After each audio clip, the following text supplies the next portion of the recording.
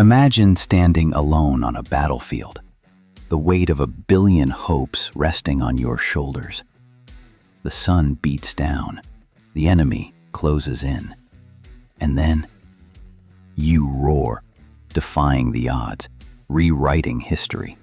Today, we witness that roar. This is the story of Shubman Gill and a day that could change everything. Welcome back to Review, where we dive deep into the moments that define legends. Today, we're unpacking the incredible tale of Shubman Gill's unbeaten 114 at Edgbaston, a masterclass in resilience, pressure, and poise. Why does this innings matter? Because it wasn't just runs on a board. It was a statement, a fight back, a captain's burden transformed into brilliance. If you're as passionate about cricket as we are, smash that like button, subscribe, and hit the bell icon so you never miss our next deep dive. And stay till the end. We've got a question for you that'll stir some serious debate. The stage is set. A toss of fate. The morning at Edgbaston began with tension already thick in the air. At 10:30 a.m., Shubman Gill strode out for the toss, revealing a decision that sent ripples through fans and pundits alike. Jasprit Bumrah, India's pace spearhead, was rested. Critics were quick to pounce. How could India, trailing 1-0, bench their finest weapon, they asked. But Gill stood firm. The logic? Lord's, with its promise of more bounce and seam, was deemed a better stage for Bumrah's return. The match began under bright sunshine, a curious gamble by Ben Stokes, choosing to bowl first for the second match in a row. As England's pacers charged in, it seemed his decision might pay off. Early on, KL Rahul battled through 26 painful deliveries for just 2 runs, only to fall to an immaculate Chris Woakes. Karun Nair, promoted to number 3, nicked off just before lunch, leaving India at 95 for 2. The critics' voices grew louder. The pressure on Gill? Immense. Captain's burden. The first blows. When Gill walked in 6 minutes before lunch, the scoreboard told one story, but his mind carried another. This was about redemption, not just for himself, but for a team grappling with self-doubt. The England quicks were relentless. Woakes, the local hero, delivered a masterclass. 2 close LBW shouts, one against Jaiswal on 12, another against Nair on 5, were turned down, saved only by the finest of margins. Every delivery felt like a loaded gun. Still, Yashasvi Jaiswal counterpunched in style. He carved boundaries at will, pulling, cutting, hooking his way past 50 in just 59 balls.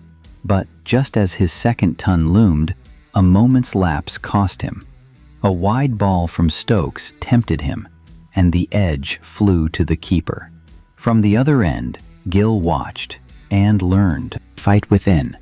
Gill's silent storm. What followed was not flashy. It wasn't fireworks. It was discipline. A word we rarely associate with counterattacks, but one that defined this innings. Facing 216 deliveries, Gill's control percentage soared to 96.5%, the highest for any batter reaching a century in tests in England since records began. He resisted England's mind games, the packed covers, the short mid-ons. When Stokes dared him to pierce those gaps, Gill didn't bite. At 5:55 p.m., weary from 200-plus balls faced, his back began to betray him. He called for the physio. But when play resumed, Gill didn't chase the milestone. He waited. And then, 2 loose deliveries from Joe Root offered a gift. 2 boundaries. And with that, Gill tore off his helmet and roared into the Birmingham air. A century not of dominance, but of defiance. The partners in the trenches. every hero needs an ally. For Gill, it was Ravindra Jadeja. Cool, composed, and unflappable. His 41 off 67 balls wasn't as flashy as Jaiswal's 87, nor as historic as Gill's ton. But it was vital. Together, they rebuilt. As England's bowlers tired, they kept India's hopes alive. Jadeja's drives through cover, his flicks past square, were the perfect foil to Gill's stoicism. Their unbroken stand of 99 runs at stumps was more than numbers. It was a lifeline. Remember, India had squandered commanding positions in the first test. 430 for 3, then 333 for 4. This time, they were determined not to repeat history. The battles lost. England's relentless push. Make no mistake, England fought tooth and nail. Chris Woakes' 2 for 59 didn't tell the full story of his brilliance. Time and again, he probed outside off, found movement, and beat the bat. He should have had more wickets, but for umpires' calls and the fickle finger of DRS. Bryden Carse found the edge of Nair's bat with a delivery that spat off the surface. And what of Rishabh Pant's dismissal? A moment of madness. Lured into a false shot by Shoaib Bashir's clever dip, Pant holed out, leaving fans stunned. From twin centuries to a meek 25, Pant's fall was a turning point.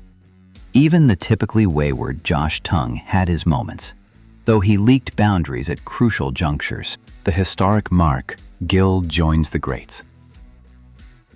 By the day's end, Shubman Gill had not only steadied India, he had etched his name alongside Virat Kohli, Vijay Hazare, and Sunil Gavaskar, joining the elite club of Indian captains to score hundreds in their first 2 tests as skipper. And that wasn't all. 3 consecutive hundreds against England, the youngest Indian to do so. A control percentage that spoke of mastery, not mere luck. His innings wasn't just about runs, it was a signal. To England, to critics, and to himself. A captain who can lead from the front in the harshest of cauldrons. As stumps were drawn on day 1, the scoreboard read 310 for 5. But beyond the numbers, it read hope. Shubman Gill and Ravindra Jadeja will walk out on day 2 with the weight of unfinished business. The memory of squandered leads in the first test fresh in mind. But with a foundation like this, who knows what's possible? Let me ask you, was this the innings where Shubman Gill truly arrived as a leader? Or do you think the real test begins on day 2? Comment below. We want to hear your take. And if you enjoyed this deep dive, like, subscribe, and hit that bell icon so you don't miss the next chapter of this thrilling series. Until next time, this is Ryview, where cricket meets cinema.